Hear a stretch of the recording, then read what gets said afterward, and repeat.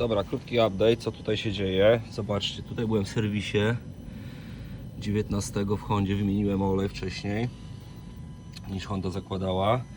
Natomiast sprawa cały czas wygląda, że ten silnik grzechocze. Teraz zobaczcie, światła są włączone. Nikogo nie ma w środku, ja przyjechałem z trasy.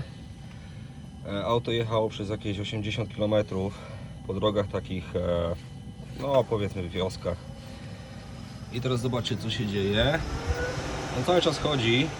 Musimy chwilę poczekać, no bo jest naładowana bateria, także ta bateria mu zaraz tam opadnie i się silnik odpali. Natomiast tutaj cały czas ten dźwięk, niezależnie od tego, czy on jest, to grzechotanie w silniku jest, czy on jest zimny, czy on jest, czy nie ma znaczenia. O.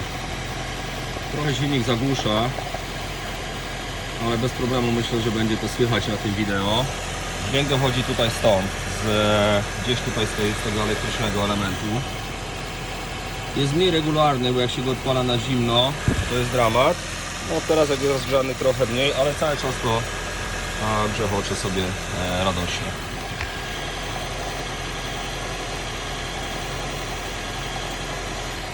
No, to tyle. Zobaczymy, co Honda dalej z tym zrobi.